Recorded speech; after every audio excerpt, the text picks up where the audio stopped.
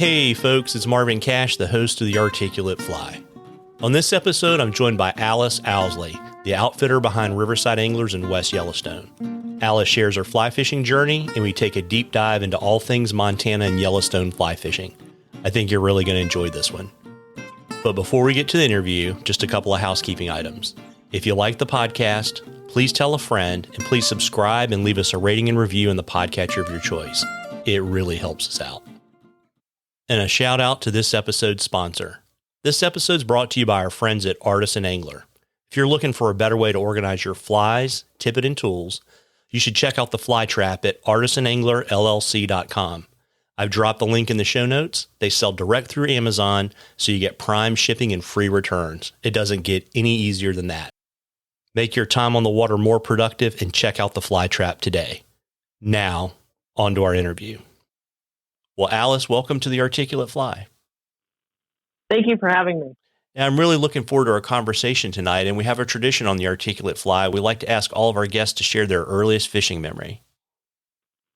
Oh, well, my earliest fishing memory is actually fly fishing. I learned how to fly fish before conventional fishing, which is not maybe the typical path for most anglers. But my dad had learned how to fly fish from a bunch of friends one weekend, and he actually was not enthusiastic about even going on the trip. And then he got home after that and just went, oh my gosh, this is it. This is the thing that I want to be doing. And so he thought it would be a good sport for our family not soon after that. So he took my brother and my mom and I up to the Trout Club in Castalia, Ohio. And this is the Rockwell Springs Trout Club, which some of your members may have heard of. And I was born in Ohio, so this was a couple hours away from our house. And he figured out how to tie a little swivel on the end of our lines so that we could change our own flies and kind of put us in what's called the kids pool, which you're not allowed to get in the water on these little spring creeks. But this is an area where the water's kind of dammed up a little bit and we could see the fish. And so I think we both had on, my brother and I had on like woolly buggers, probably something we could see. And we were watching the fish chase it, and we had learned how to cast a little bit, but we were probably pretty loud. And so we were just casting and like walking around, chasing these fish around in this pool. And they were trout, rainbow trout and brown trout. And it was awesome. And I think one of the things that I'm laughing when I think of this, because I got so annoyed when younger brother, he's 3 years younger than I am, he probably snagged his first fish, and I would like to proudly say that mine honestly ate the fly, because I knew that snagging was wrong and just thought that was appalling. So whenever there was a conversation, anytime he caught a fish bigger than me, I always said, he snagged it. It didn't eat it, honestly. Oh, no treble hooks, right?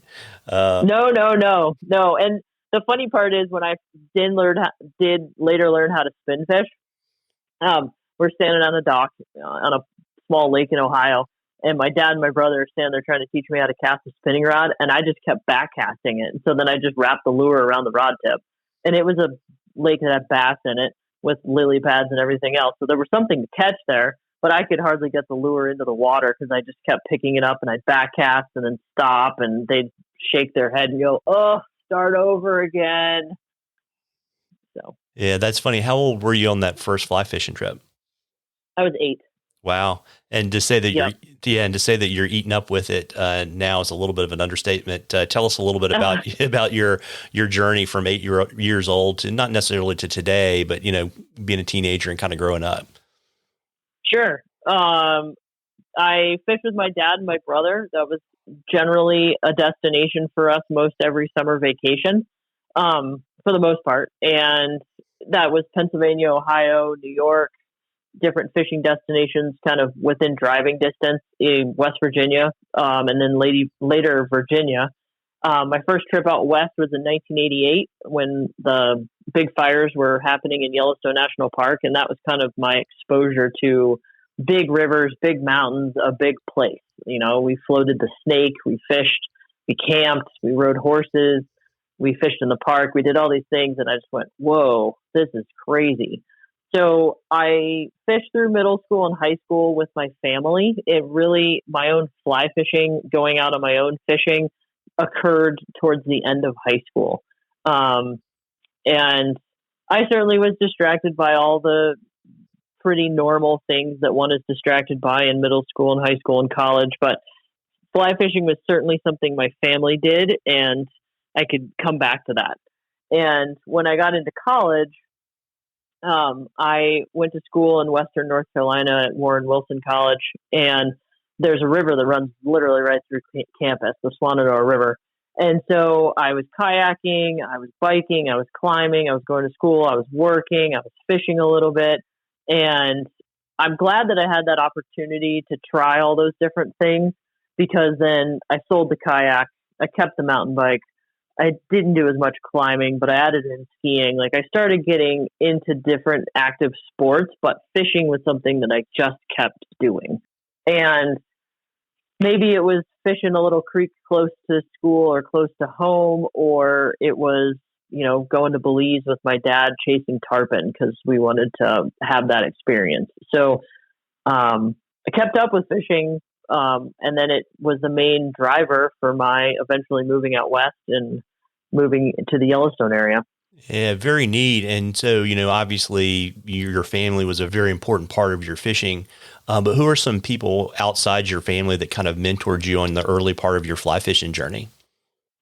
Well, my first, when I made the first decision that I wanted to maybe look into working in the fishing industry instead of pursuing going to graduate school in forest entomology, I actually took a casting class with Joan Wolfe at the FFF Festival or Conclave in Livingston, Montana.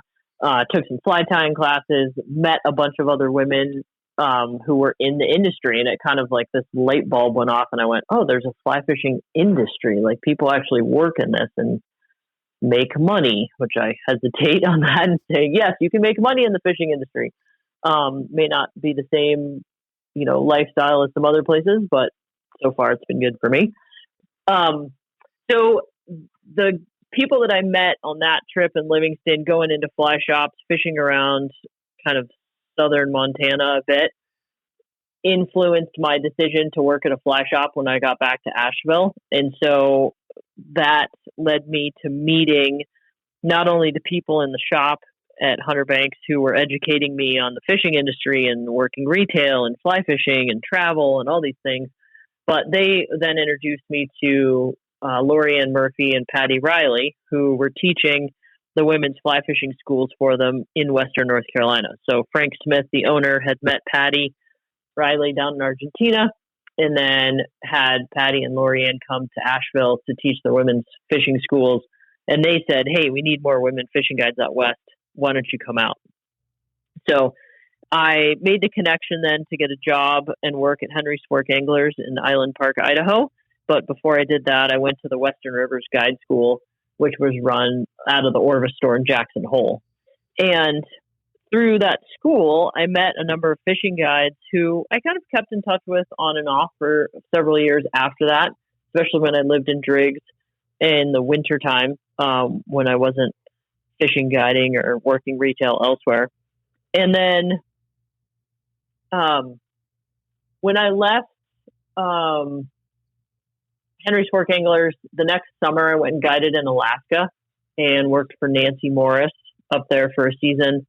But I missed Yellowstone and I came back to this area, and I really wanted to work in the Yellowstone area specifically. So I applied for a job at the Firehole Ranch here in West Yellowstone. And it took 2 years of applying before that actually happened, because they didn't have much turnover in their guide staff, which is a testament to the clientele and the operation. And once I started working at the Firehole Ranch, I had connections in the industry, but I feel like a lot of the head guides that I worked for taught me a lot, not just on guiding, but also working in the industry and customer service. So Jim Birkenfield was the head guide when I worked there. And then George Kelly became the head fishing guide. And George Kelly from the Bighorn, folks know him from guiding and running a lodge over on the Bighorn River. And he kind of eased into retirement by coming and working at the Firehole Ranch as a fishing guide and the head fishing guide. And I'm still friends with George, and I fish with him saltwater and freshwater now. And we talk quite a bit about all sorts of things in fishing and the industry. So he was definitely an influence.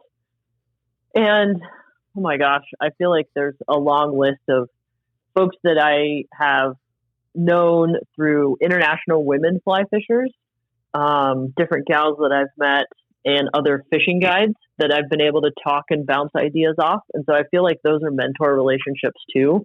You know, Kiki Galvin over in the DC area, Jenny West, who is a good friend of mine and a fishing guide and outfitter in Hamilton, Montana. And then a lot of outfitters in North Carolina, Southwest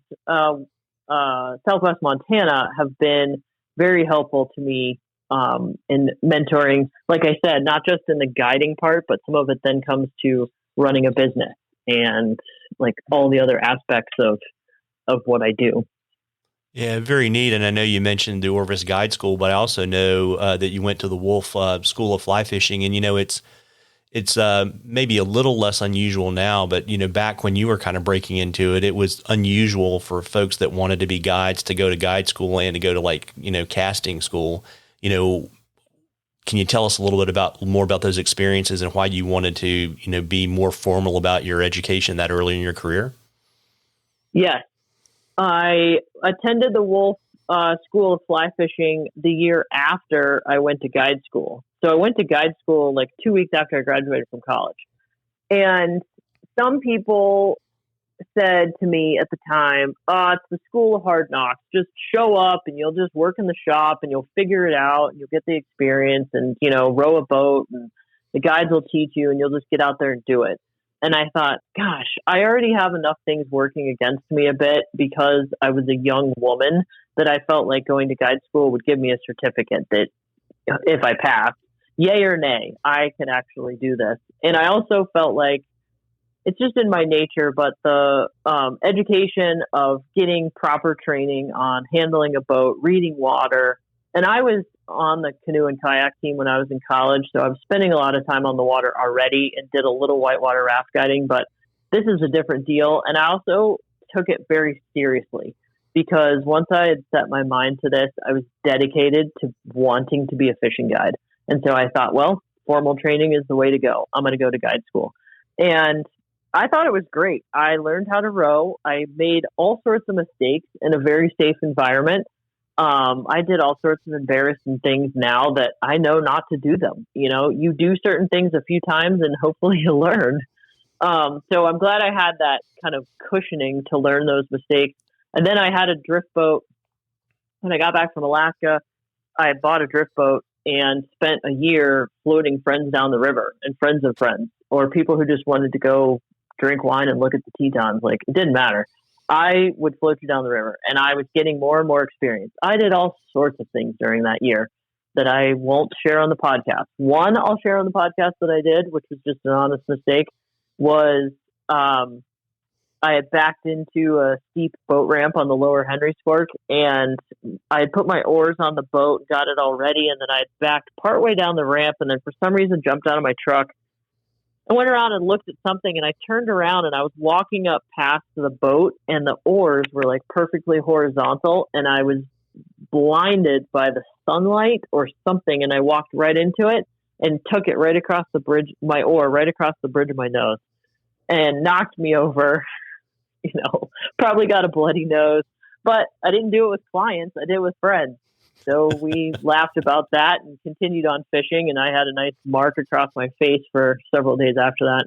But that being said, the same went with the Wolf School of Fly Fishing. I did that the season, that was in the spring, right before my first real full-time season of guided fishing when I was headed to Alaska.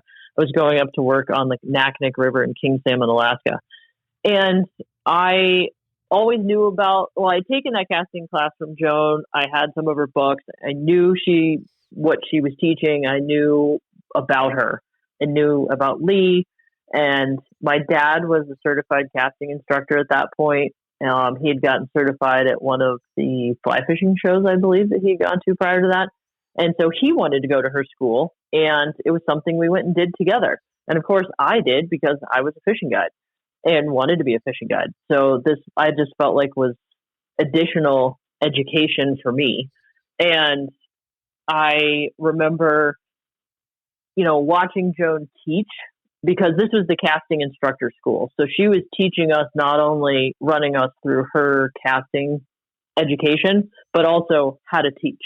These are the different drills you can run people through. These are the things you need to pay attention to and how you present yourself. This is how you conduct a casting lesson. We learned all those different things for teaching that I thought were very applicable to being a fishing guide. Yeah, very neat. It's a really special place. I mean, the inn that's up there that everybody stays at is great. And it's always amazing to see, how far those instructors will drive for those weekends to help teach those classes. Yes, definitely. I know I haven't been back to that part of the world, but I was recently included on the board for the Catskill Fly Fishing Museum. And so with some of my friends in that part of the world, we're trying to figure out an excuse. I'd like to get back up there and certainly see Joan, but see that part of the world again. It's been a bunch of years since I've fished in that area. Yeah, it's a neat place. And, I like to ask all of our guide guests to kind of share what they think the secret is to being a good guide. Oh, gosh. I think patience is probably the biggest one, and listening are two secrets, if you will, and they're not secrets. There's certainly, every guide has their personality and has their program, if you will, and there's nothing wrong with that, because you do want to be good at what you're doing. But I think listening to your clients and taking in their expectations, taking in all the clues of kind of how their day, the vision of their day that they have is, will help you a lot in your success as a fishing guide. And then patience. Everyone learns differently, and we all communicate differently. And your clients are your clients for the day. And if you're, say, more of a auditory explainer of things, but your clients are more visual learners, then you're going to have to do what you need to do to make them successful and teach them what you need to teach them for the day. The other thing that I would say is knowing what you're doing, as far as maybe having a plan for the day, communicating that well with your clients, and having an idea. There's no question that I joke around about this, that I have plan A, B, and C, and there's days where we've ended up all the way on J, K, and L because of all the different things that kind of get thrown at me. And some of that's significant to Yellowstone, and some of it's just life of working outside, dealing with weather and water and flat tires and rivers, whatever, it's short, it's long, floats, it's just all these things. And just, having a plan, communicating with your folks, and then just being confident in what the day is going to look like, knowing that you might have to change your plan. Yeah, it's funny too. It always amazes me how reluctant people are to tell their guide what they want to get out of their day. Right. No, I have people who tell me when they book. I mean, it's a sentence long. They might say, which this is, somebody wrote this recently in an email when we were getting the deposit taken care of, and I got him his receipt, and he emailed me back, "We're just looking to have a good day and maybe throw streamers." And the reality is, he's coming at a time when the dry fly fishing is amazing. I wrote back and I said, "Well, I'll see if throwing streamers is part of our day, but just so you know, you're here when we should have really good hatches and great dry fly fishing." And so we've already started that rapport. We've already started that communication. I'm already prepared at the beginning of the day to say, "Hey, if you're going to throw streamers, this is the time of day when we're going to do it, but we're going to be prepared at this time of the day because we might have some good dry fly fishing." It also opens the door for them to say, "Gosh, the reason we throw streamers is we don't have a lot of experience throwing dries because we don't have that close to home." Excellent. Then I have an opportunity to educate them a little bit on why and what's going on, and set them up, to hopefully get that different experience and have that opportunity to learn something new. Yeah, very neat. And also, one of the follow-up questions I always like to ask too is, what's the biggest misconception you think folks have about the life of a fishing guide? Oh, yeah. This is a double whammy in my house because we're both full-time fishing guides. The days are long, and that's not just a cliche or taken right out of the Scientific Angler's video, but it is true. The days are long, and I feel like part of it is we have such an investment in our day and our clients. And so there's a bit of an emotional part in there. My dentist asked me, he's like, how are you stressed out? You're a fishing guide. And I'm like, are you kidding me? Not only do I run my own business, but I am worried about things for the day, how things are going to go, what the day is going to look like, what's it going to be like here or there. You know, am I going to meet their expectations? Like, we do think and worry about that stuff. So that not only is it a physically demanding job, which granted in the most beautiful office possible, but there's some other taxing parts of the day. So the days start early, and being on the water is awesome. And then there's still a couple hours of work afterwards. So it's not always going to the bar and drinking a few beers after work and then getting up and doing it again the next day. That's not exactly how it goes every time. Yeah. And you don't get to play poker every night either, right? No, I do not want to play poker every night. But it is fun. I mean, I obviously am choosing to do this, and I do enjoy being out on the water and all the beautiful places that I get to call my office. Yeah, absolutely. And, you know, there's a difference between wanting to work in a fly shop and being a guide, but there's a huge difference between, you know, wanting to be a guide and wanting to be an outfitter. What made you decide to take that plunge? I didn't necessarily know that was the path until I learned from actually Betsy French. She and her husband used to own Gallatin River Guides in Big Sky, Montana. They actually started that fly shop and operation. And I met Betsy through the International Women Fly Fishers, which I had gone to their first gathering in 1996 in San Francisco. I learned about it when I was at that conclave in Livingston. But at that time, I was in college, and I was majoring in forestry, and my minor was in outdoor leadership.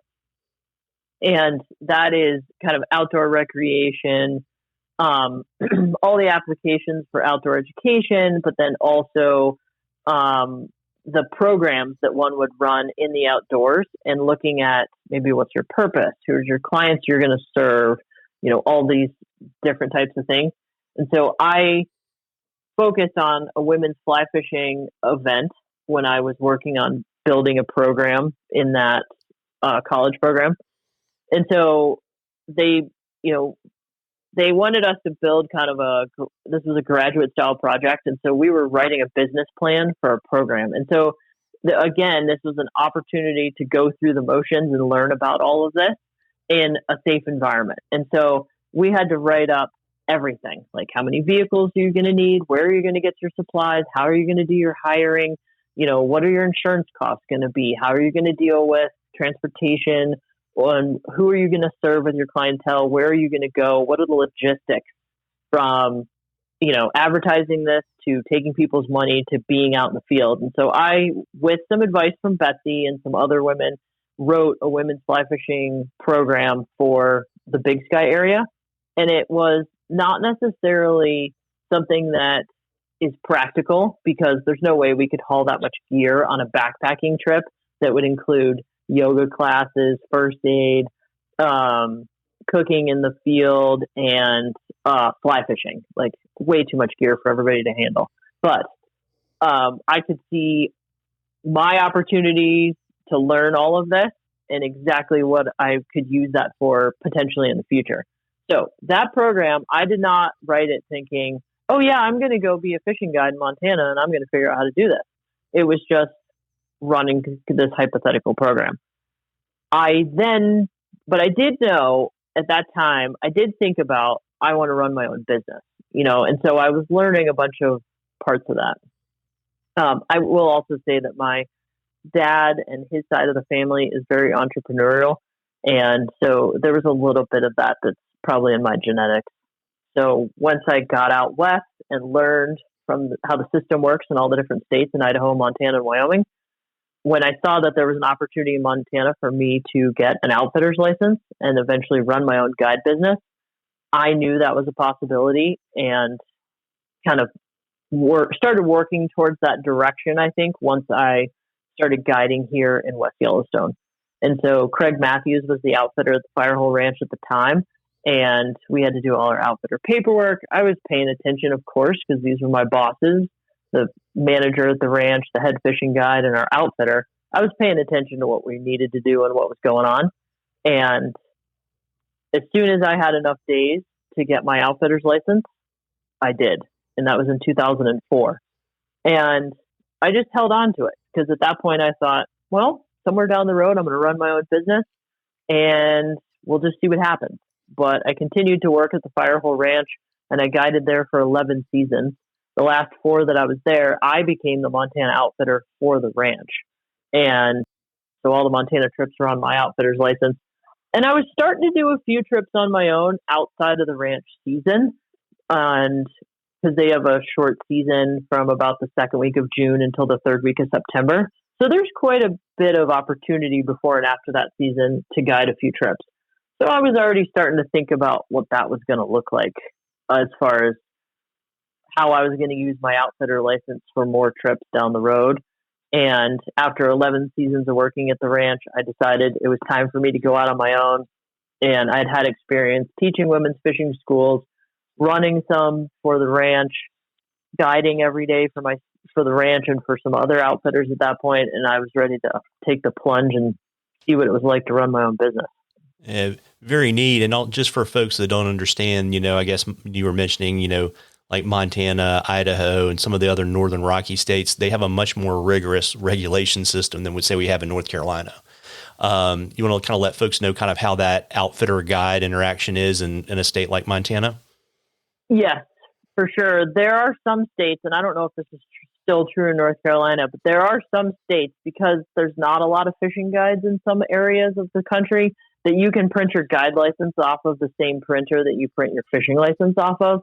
And there doesn't seem to be a requirement for that. Now, there may be some other business responsibilities or liability insurance or commercial auto. But in states out here, there has to be, in Montana and Idaho, there's an outfitter who runs the business end of it, and then they have guides who work for them. Idaho is much more restrictive in that they have a limited number of outfitter licenses basically for the whole state. They broke down every waterway into different sections. There's only so many guide trips allowed per section per outfitter. It's much more regulated. It is, from what I can see, the only way to get into owning a business in Idaho at this point is to buy one. You're not going to start a business from the ground up. Montana has the opportunity to start a business from the ground up. You work now, I think the rules are, it's 150 days of guided trips. So you work for another outfitter as a fishing guide, that and filling out an application and being approved. So you have to have some letters of reference and a few other things, allows you to then go take a test in Montana. And the test is, there's a outfitter license, and then they break it down into fishing and hunting, and then also horse packing and using livestock to get to fishing or hunting destinations. So if you're in pursuit of fish or game and you're going to get paid to guide people to do that, then you have to have a guide license, and that has to be under an outfitter. So an outfitter endorses the guide license. The outfitter can take money, the outfitter can advertise, and then they assign trips to fishing guides who then take clients guiding. I can also be a one-boat outfitter where I'm an outfitter and doing the guiding. So not to be confused with a booking agent. That's a whole different deal. Yeah. And in North Carolina, it is still, you can literally, I think it's $35 and you're a fishing guide.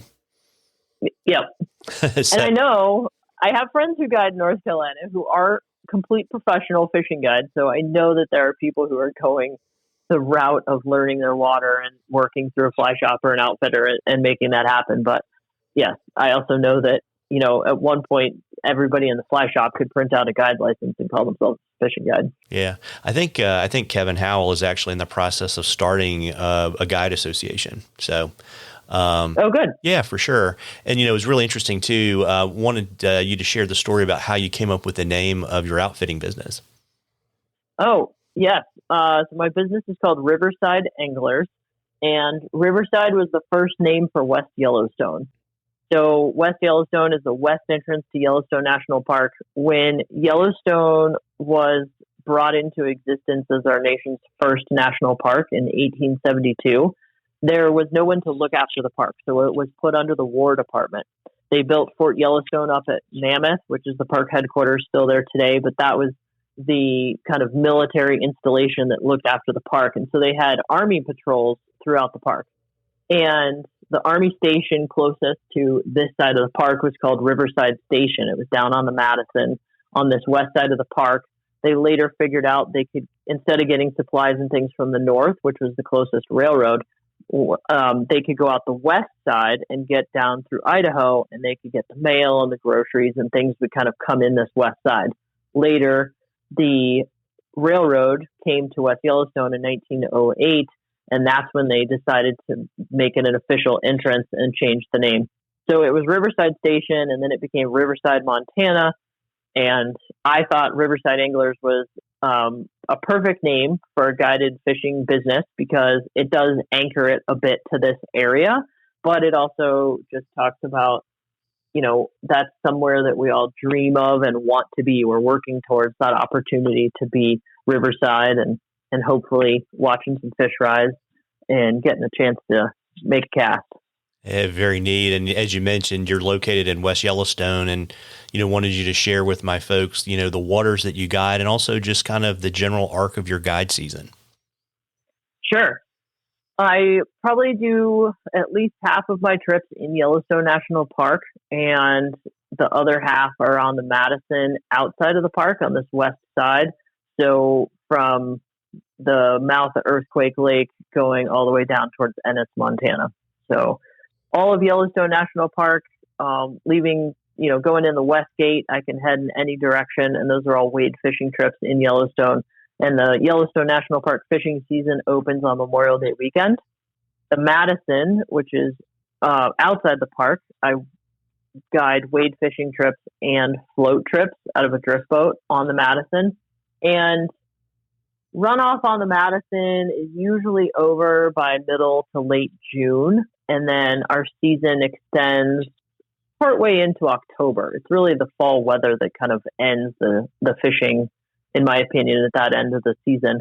It's not that I can't handle it. This is the coldest place in the nation, and I do live here year round. But the days get shorter, and clients are certainly thinking about fishing in other destinations and coming up to almost 7,000 feet to fish for trout in October. So my season is the busiest June, July, August, and September. I do guide a few trips in April, May, this time of year.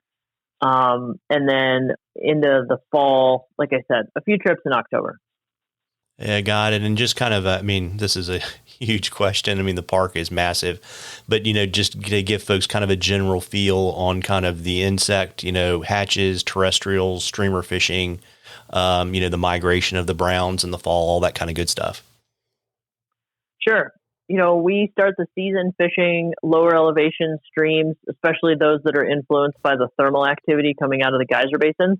So we could start the season with blue-winged olives and caddis kind of right out of the gate on that Memorial Day weekend. And then as the season warms up, or the weather warms up in the summer, our season progresses into those higher elevation streams. So they'll start to see bug activity a little higher up. By July and August, we're still fishing a few mayflies, maybe the occasional caddis at high elevation, but definitely fishing terrestrials and ants, beetles, hoppers, attractor patterns. And going into the fall, we start to see blue-winged olives again. We might see some fall drakes going in the beginning of September. And then once our weather starts to cool off, we do see migration of fish moving in the park. And they're moving out of those bigger bodies of water into some of the rivers and smaller streams. And it's both brown trout and the occasional fall spawning rainbow. And I think some of the other rainbows are going up to stage in some spots. But the fall fishing depends on our weather. If we get cool weather early and then a nice long Indian summer, that's going to change things versus what we've had some years with by the 10th of September, it's snowing.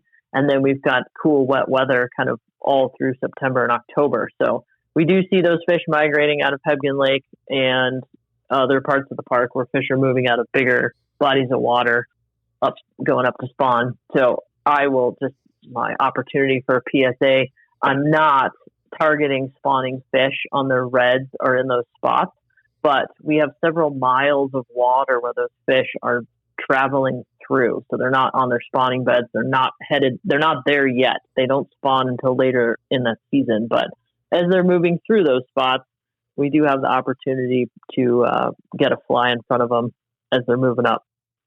Yeah, absolutely. And, what should folks generally expect, with a day on the water with Riverside anglers? Well, it's a full day, and some mornings that starts early, especially in the middle of the summer, and also especially if we're going to be driving into Yellowstone. And if we're driving through the park, probably going to get a little bit of an interpretive tour out of me, because it's hard not to talk about forest fires and wildlife and trees and thermal activity and geology and a little history and all sorts of other things going through the park. Even outside the park, we have some very unique spots here in this region. So in the wintertime, I drive a snow coach in the park doing interpretive tours, and I just can't not talk about some of that stuff in the summer too.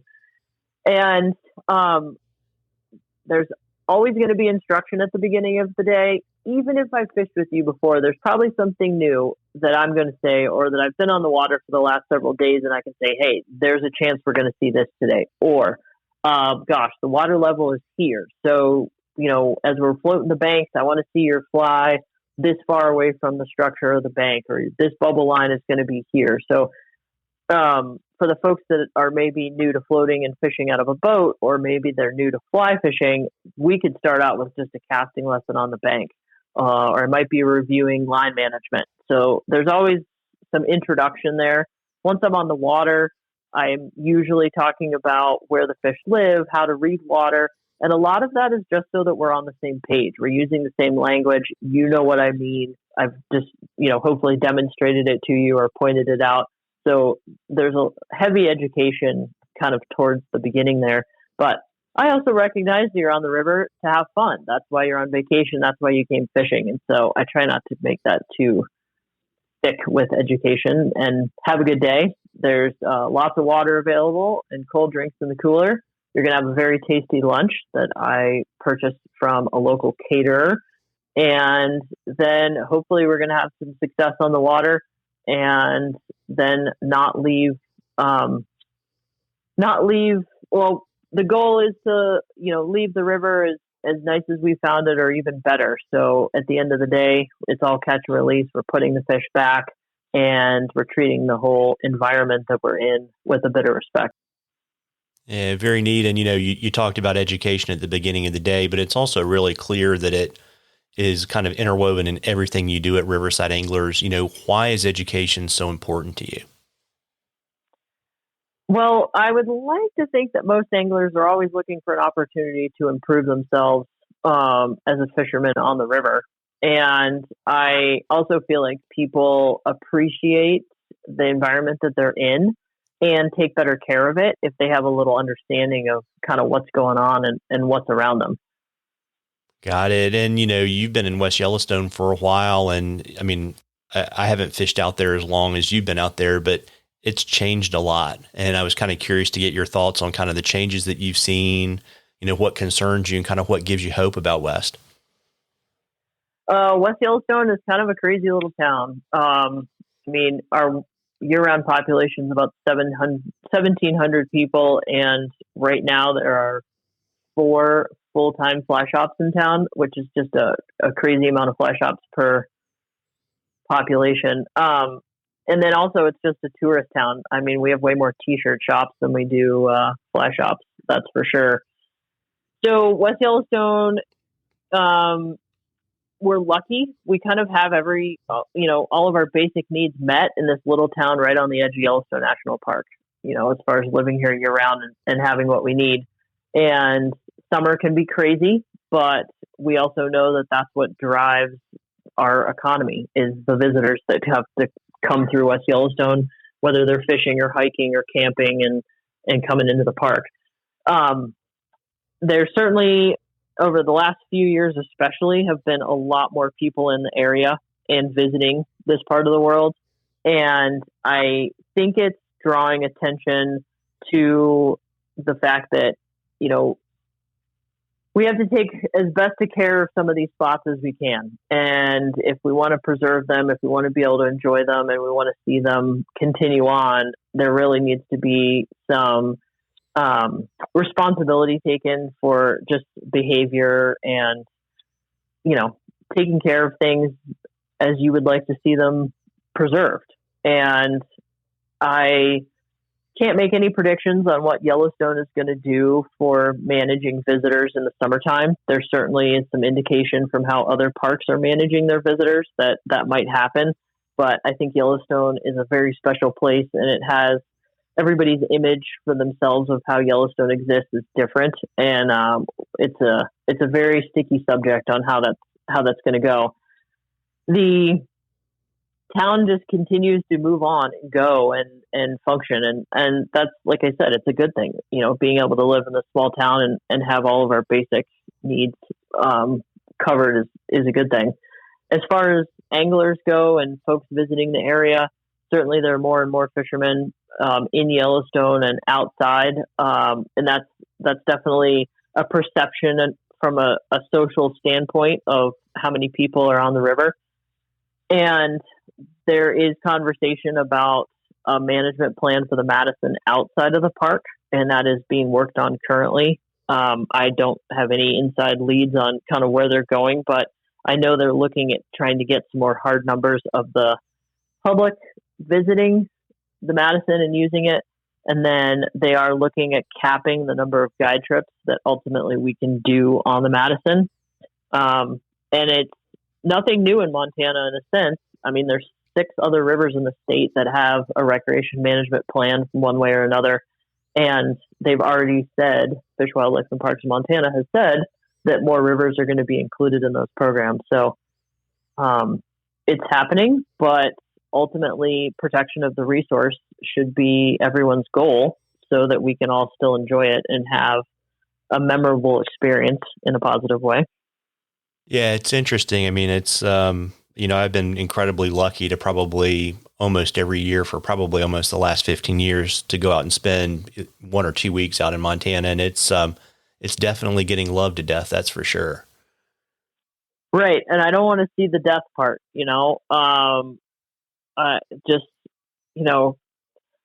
people cleaning up after themselves, trying to leave the place as nice as they found it. I think is important, and just treating the environment and each other with respect is probably the best way we can move forward in some of these situations. Yeah, it's interesting too. I mean, the traffic, to me, one of the amazing things, I remember the first few times I went out, I was like, floating those rivers, there are no roads, there are no power lines. It's exactly the way it looked when Lewis and Clark went through. And I can remember the last fall I was out, I think, late in the season, like late September, there were probably 20 boats getting put in right above Kelly's place on the Madison. I was like, holy moly, it wasn't July, wasn't, salmon fly hatch. That was a lot of boat traffic. Right. Yeah. September used to always be the secret, air quotes, secret season where the kids were back in school. Everybody was back, they'd had their family vacation, and the only folks that you typically saw in September were the retirees. And I think the word is clearly out that September can be, if you can handle the temperature changes that we could experience during that month, you can have some pretty phenomenal experiences. And we also know the reality of there's more and more folks that are more mobile as far as work and whatever they have going on in their lives, that they can come out at a time that was perceived to be a little bit quieter. So I think the secret's out on September. But yeah, there's no doubt that there could be 20 boats that could put in a place, and one of the boat ramps on the Madison. And the Madison is the most fished river in Montana, and Lions Bridge is one of the most popular boat ramps. But as a defense, I will say that not all those boats were going the same direction or going the same to the same takeout. They weren't all going at the same pace. And so I think for most of us that fish the Madison on a regular basis, we certainly hear the reactions to what appears to be very busy days on the river. And then we have to say, yeah, but there's basically 8 different floats that can occur in and out of one of these boat ramps as far as length of day or what somebody's objective is for the day. If they're floating, waiting, they're doing a short float, a long float. So we tend to spread ourselves out on those days, especially those of us who are regularly floating the Madison. We don't want to be in a line of boats. That's not ideal for my rowing nor getting you into fish. So we try to mix it up as best we can. Yeah, and even though as you say, people maybe discovered September, you have a relatively short guide season in Montana compared to other parts of the country, and you mentioned being a snow coach guide, but what are some of the things that you do in the off season when you're not guiding? Fishing for myself around here. So Yellowstone is usually open until the first Sunday in November. So there's some fishing opportunities there, especially because some fishing returns to this west side of the park on the Firehole, Madison, and Gibbon rivers. My husband and I try to get away and do some bird hunting, either locally with our 2 wire hairs or traveling to a little bit lower elevation and enjoying some more mild weather. I, in past years, have enjoyed steelhead fishing in the Columbia River drainage, but certainly have been kind of giving those fish a break here in the last few years and trying to manage that time on the water differently. And if I can get some saltwater fishing in either in the fall or in the spring, that's awesome. And I've been lucky enough to be able to go down to Florida quite a bit, and then do some travel into Belize and Bahamas areas. And then we started fishing for redfish in the New Orleans area, and I have been hosting a few trips down there recently. So that's gotten us out of this area when the weather really stinks. Once the park is closed in November, we're starting to get some snow. The days are kind of drizzly and cold, and of course getting shorter. It's nice to get out of here and go see maybe some sunshine, but check out a different fishery. And then in the springtime, I usually have hopefully a saltwater trip planned and an opportunity to get down to some warm water. And then, we still get snow into April. So once my snow coach season is over, I do some cross-country skiing, some downhill skiing in the area, try to get outside, enjoy where I live. Yeah, and then you also, you do the show circuit, and I also know that you have numerous teaching opportunities across the country. Yes. Oh, I forgot about my travel schedule.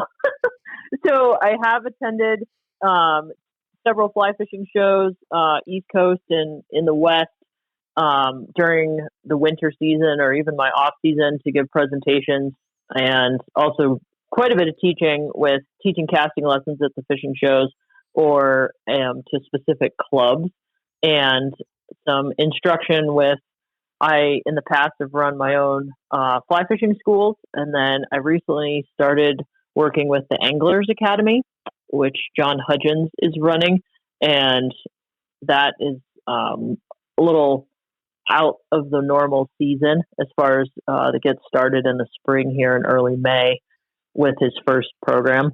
So that is a opportunity for teaching fly fishing. Very cool. And, I guess we all heard about it, and I know there was an article about it recently in Fly Fisherman magazine, but, any updates on the kind of what people are seeing in terms of fishery recovery on the Madison from the dam failure and the dewatering that happened, I don't know, it hasn't quite been a year ago. No, it was November. It was, I don't remember the exact date, but it was in November, late November of 2021.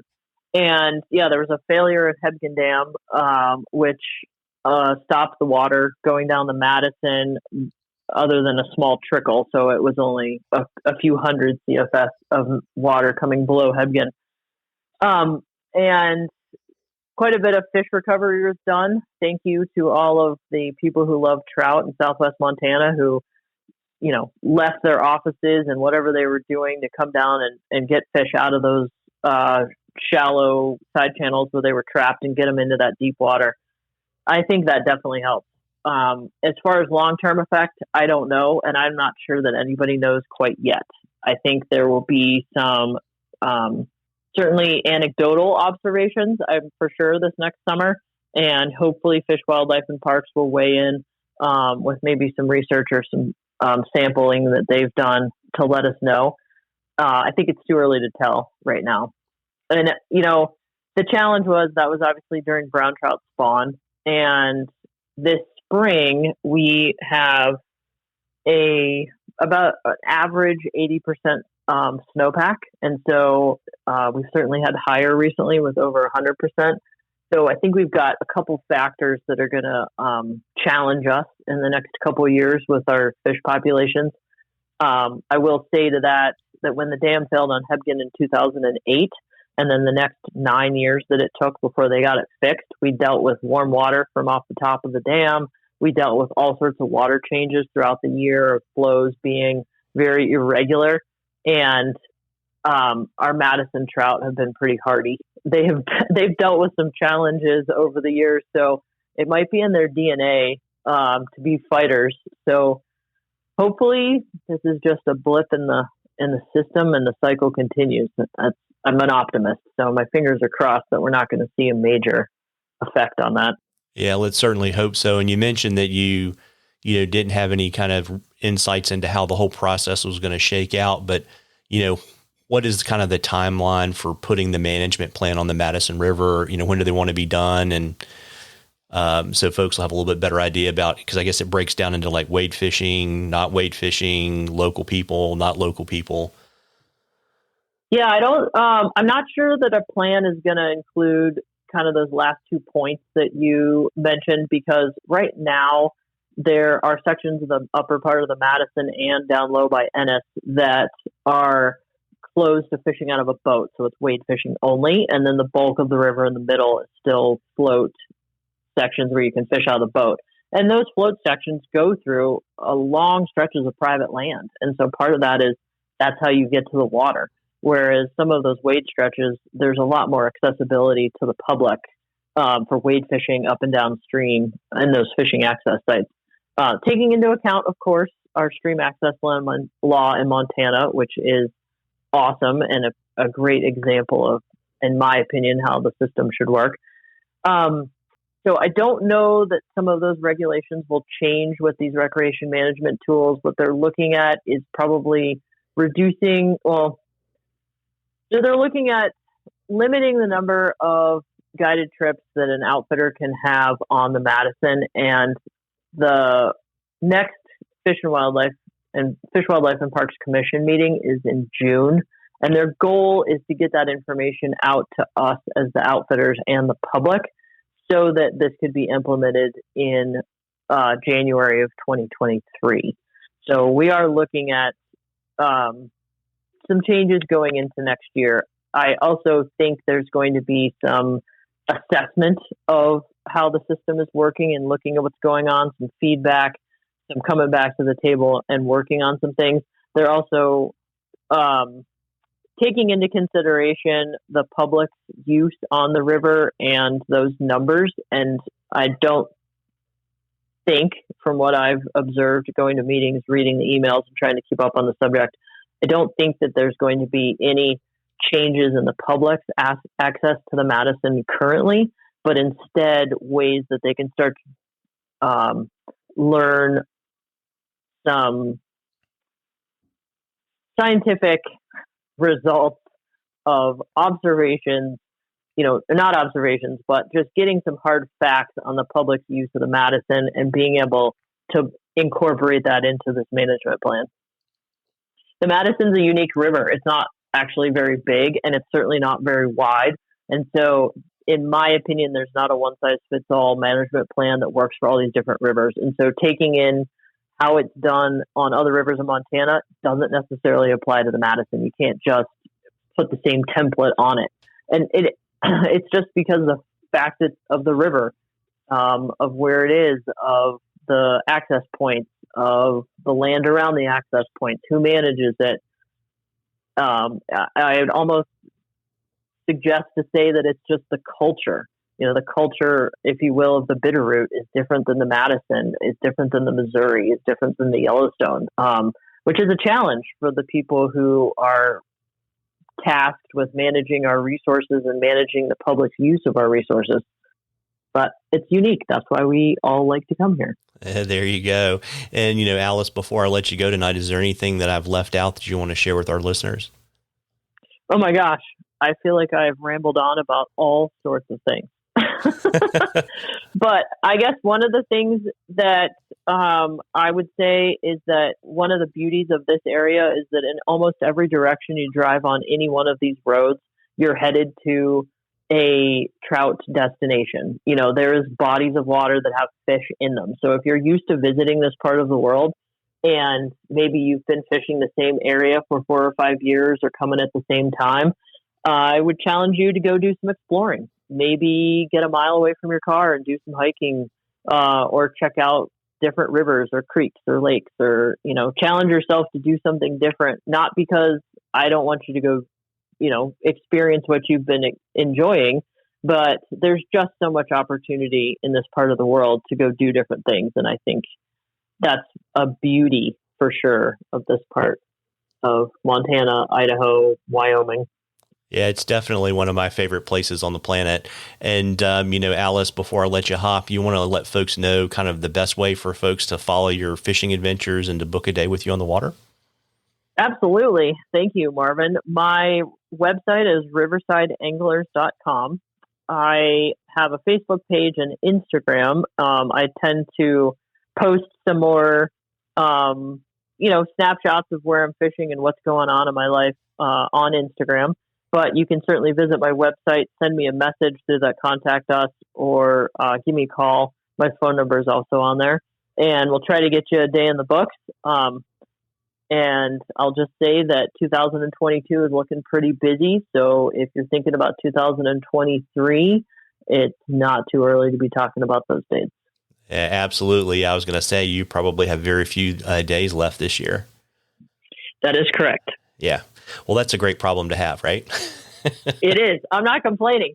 I mean, I have to think back to when I was in college, dreaming up this idea of a fly fishing program and thinking, how in the world am I going to make this happen? And then when I decided to leave a perfectly good guide job where I had all the trips I needed for a season and a nice roster of return clients, to then say, well, I'm going to go start a business from the beginning. So this is a place that I dreamed of being a busy fishing guide. So I do have to have some appreciation for not just the hard work that got me here, that I'm actually here. Yeah. And before I forget too, you might want to let folks know that in addition to having your outfitting business, that you also have some rental property. So if they need a place to stay, you might have space. That is true. The Madison Anglers House, which you can check that out online or book it through Rome Property Management, is a great house. It's a mile away from the Madison River on 287, just up from the Reynolds Pass fishing access site. And it's set up for anglers. You can have a group of 8 to 10 folks. We've got places for you to hang your waders for them to dry, spots where if you come in from fishing late at night, you can just hang your rod up all rigged up on the wall so you're ready to go for the next day. Plenty of places to haul in your cooler and your gear and relax. Maybe start a fire in the wood stove if it's a chilly night and get all rested up and geared up for the next day of fishing. Yeah, sounds horrible. I know, it's terrible, isn't it? Well, Alice, I really appreciate you taking some time to chat with me this evening. Well, Marvin, I appreciate you having me on your podcast, and it's been great to visit with you and kind of think back to times in Western North Carolina and this whole journey that I've been on. So thanks again for your podcast and taking the time to get to know my guide business out here in West Yellowstone. Yeah, absolutely. And our paths may cross this fall. You never know. Oh, yeah. Let me know when you're headed this direction. Will do. Have a great evening. Thanks, Marvin. Well, folks, I hope you enjoyed that as much as we enjoyed bringing it to you. Again, if you like the podcast, please tell a friend and please subscribe and leave us a rating and review in the podcatcher of your choice. Tight lines, everybody.